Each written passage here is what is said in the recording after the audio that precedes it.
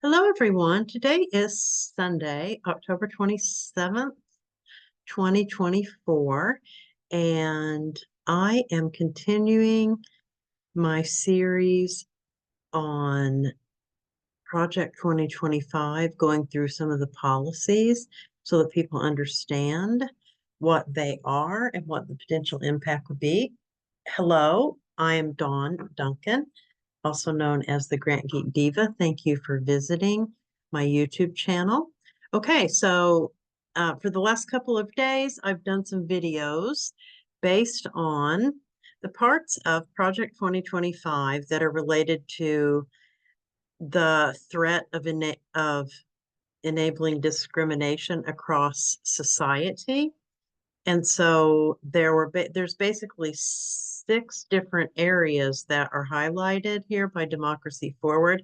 I went through 1 and 2, on one video, 2 and 3 yesterday, and now I'm going to finish the last 3, number 4, 5, and 6. So number 4 is allow more discrimination against LGBTQ plus youth in adoption and foster care agencies. So let's look here and see what they say about this particular issue. Project 2025 would make it easier for state and child welfare agencies to cite religious exemptions as a way to promote bigotry. And state and child welfare agencies are charged by the public to provide appropriate care for children. So that's the broader context. And for some other context, just in terms of the number of people affected by these kinds of things, in 2022, there were more than 368,000 children enrolled in foster care in the United States. Project 2025 would instruct the Department of Health and Human Services to repeal a 2016 regulation that provides additional protections for foster youth related to sexual orientation and gender identity. I'm just reading here. Enabling adoption and foster care agencies to subject vulnerable children to the whims of extreme religious beliefs would be detrimental to the physical, mental, and emotional health of fostered adopted youth, especially LGBTQ plus youth, who already deal with intense adversities. And they reference here page 477 of the Mandate for Leadership. So let's look at that actually. 477, page 477. Let's see what page I'm on here. 586, 413, 477. We'll find it. Okay. Let's just up a few pages. I want to see exactly what they say here. 477. Okay.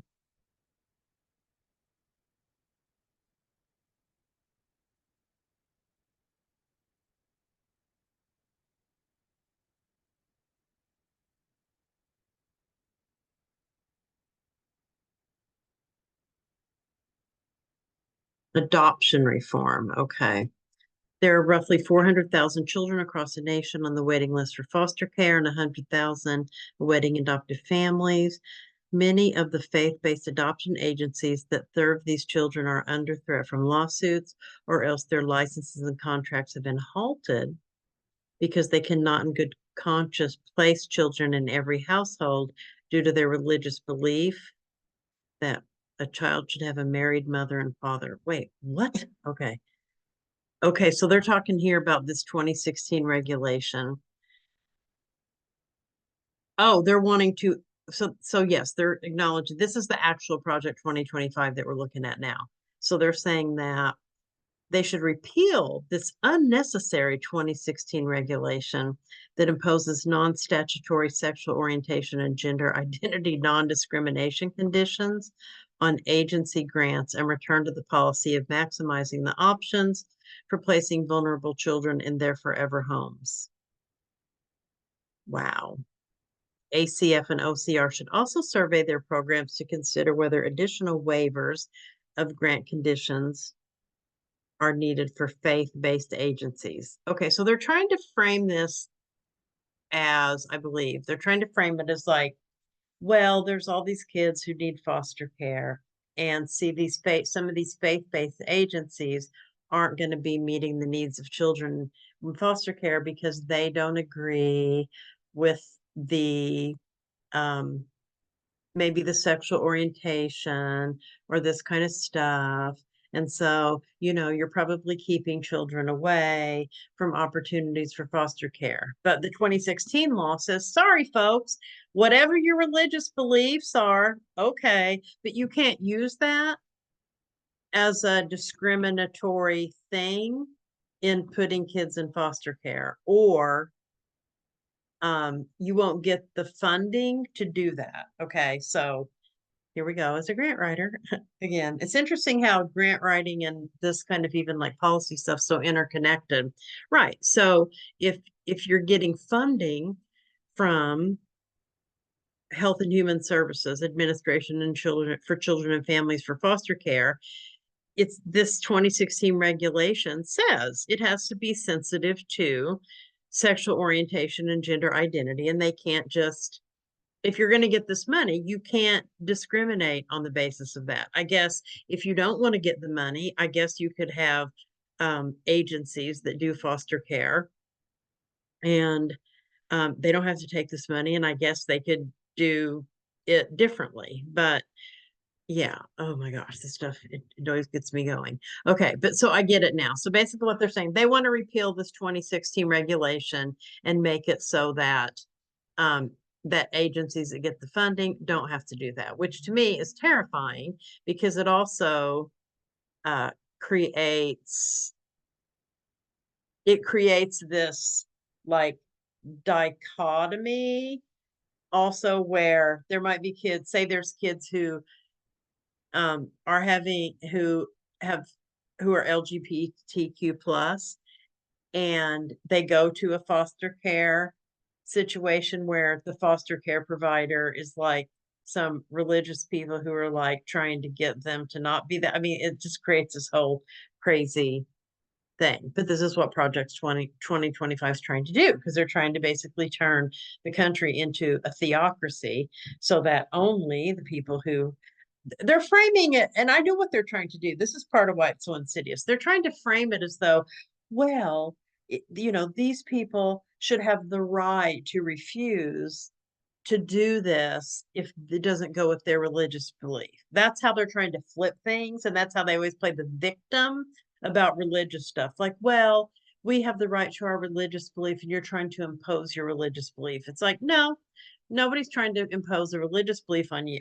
It's saying that in our society, these are real issues of discrimination, and the federal government should actually protect people in these protected classes from potential discrimination. So you don't get to sit there and like whine and complain about, oh, my religious belief doesn't allow me to do it. Then don't do it. Like, don't be a foster care agency, or don't be a foster care agency that then wants to get government funding. Sorry, I can't stand this stuff with like how they play the victim and all this stuff. So there's the example of trying to change something that will impact LGBTQ youth in adoption and foster care. Okay, then they've also got number 5. Let's go to that one. Put Black communities and others that have historically borne the brunt of health impacts from pollution and other environmental harms that increase risk. So this has to do with environmental justice. And there's lots and lots of data that shows that, and this is stuff that's happened over decades where like communities that don't have a lot of resources and people fighting on their behalf, stuff gets dumped there. You probably have seen movies in the past. I think there was a movie in the 90s, the Thunderheart. It was the movie about this, I think it was on the Sioux Nation tribe, where there was stuff contaminating the water. This stuff happens all the time, like the areas of the country that don't have a lot of people fighting for them, they get all the brunt of the bad stuff. Okay, so and Project 2025 proposes to eliminate the EPA's Office of Environmental Justice and External Civil Rights. They want to eliminate the whole office. Are you kidding me? Okay, so wow. The bigger picture is EPA's newly created Office of Environmental Justice and External Civil Rights is the agency dedicated to ensure that environmental and public health policies are crafted and implemented in ways that ensure no communities are left behind or disproportionately harmed. So it's basically something that's been created so that people can track like what's actually going on in different communities and do things to address disproportionate impact, disparate impact, rather than just relying on like this, the way our society tends to be set up now, where people, if you're in like a fancy community with lots of money and you've got lots of people like fighting for it, you're more likely to be like, we don't want that in our community, and you won't get it in your community. But if you're like poor and you're living in this underserved community, it's much more likely you won't have the resources to advocate for that. So this Office of Environmental Justice and External Civil Rights is linking these things to no, everyone has the right to live in communities that aren't impacted by this stuff. And so this is a way to bring this stuff to light and then create policies over time that help alleviate the impacts. Okay. And this is within the context of kind of protected class and things like that. So again, here's how they say: eliminating this office would put the communities that have historically borne the brunt of harms from pollution, climate change, and other hazards, which are too often Black and Brown communities, at increased risk. I don't think we need to look at the page. This is pretty clear. And I can also speak myself as someone who I speak a lot as an Indigenous person with Indigenous ancestry. I speak a lot about Native American issues, and I talk about traditional ecological knowledge as a solution for environmental issues. And it is well documented that, for example, in Alaska, many of the tribes in Alaska, native tribes in Alaska, are among the first to be severely impacted by climate change, to the point where many of their villages are going to be completely wiped out. And it's this weird irony that the people, indigenous people who have taken care of the land for thousands of years, end up being some of the first ones who are the most affected by climate change. So this is a very real issue. And basically what Project 2025 wants to remove this whole office so that they can pretend that it doesn't exist, or if it does exist, there's nothing in place to hold anybody accountable for that. Okay. Then number 6, the final one around the discrimination, is it's enable discrimination based on sexual orientation and gender identity. Okay. So by misinterpreting Supreme Court precedent and allowing more religious exemptions, Project 2025 would roll back protections against discrimination against LGBTQ plus people and others in the workplace. And as most of us know, unless we've been living under a rock, most LGBTQ plus Americans have had to fight for protections under the law. And in recent years, we've witnessed important gains, including when the Supreme Court confirmed federal protections in the workplace, which logically extend to other areas like healthcare and schools. Project 2025 wants to reverse this progress.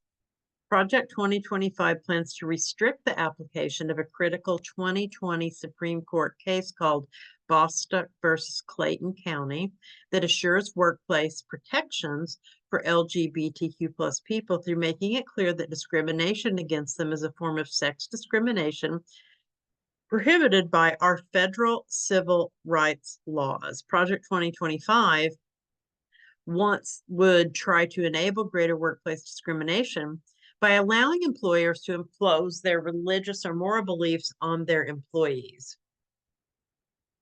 Wow, that's insidious. Additionally, the Biden administration has helped to ensure protections from gender identity discrimination, including healthcare, housing, education, credit and lending services, and community safety programs.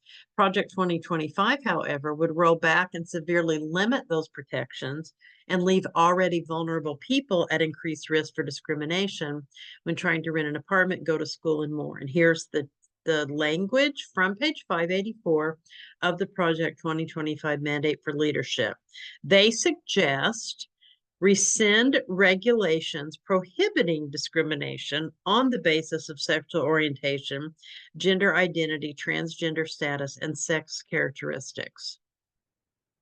They want the president to direct agencies to rescind these regulations, interpreting sex discrimination provisions as prohibiting discrimination on the basis of sexual orientation, gender identity, transgender status, sex characteristics, etc. Wow. So again, and they're going to frame it as, well, we have these religious beliefs and we don't believe in that stuff. So because of that, we should be able to impose, we should be able to not protect people who are LGBTQ, transgender, etc., because it will make us too uncomfortable with our religious beliefs. That's basically what they're saying. So there you have it. Wow. Okay, this is pretty extensive. So those are the 6 areas, specific areas where Project 2025 risks enabling discrimination across society. And keep in mind that all of this has to do with rolling back hard-fought victories that have taken place over many decades of people working on these things. Okay. And a lot of it has to do with this disparate impact. I'm just highlighting that disparate impact issue. Whew. So keep that in mind. Again, they're trying to dismantle this whole kind of framework of disparate impact and then dismantle various regulations so that it makes it less likely, less possible for people to pursue claims of discrimination in all of these areas. So this is racial discrimination, discrimination against LGBTQ plus populations, under-resourced communities around basic stuff like healthcare, environmental justice, undermining gender equity. Geez, this is like really bad. Okay. So anyway, I just wanted to go over that. So this is the 3rd video on the discrimination related stuff in Project 2025. I'll end that for now. I'm going to do some more videos on other issues around Project 2025. There's so many. They've given us so many things to work with anyway, but this is where we are. Okay. And as usual, as I say, the Grant Geek Diva always says, you don't have to get it perfect, but you do have to get it rolling.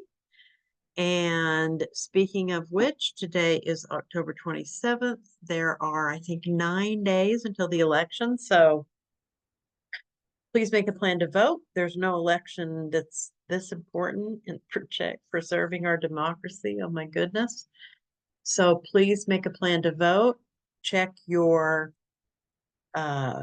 if you haven't registered yet, check your state deadlines for registering. Some of them have already passed, so if you haven't registered yet, might be too late.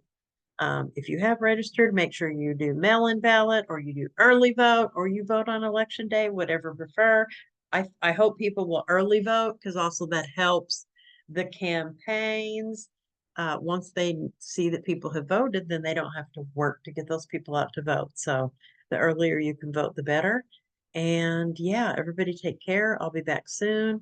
And yeah, please take this seriously. This stuff is very scary. It's really designed to dismantle things that are pretty standard in our Constitution and things that have been fought for over many years, just so, this group can say, our worldview is the worldview. And if you don't agree, then screw you. Anyway, all right. Everybody take care. Talk to you soon. Grant Geek Diva over and out. Bye.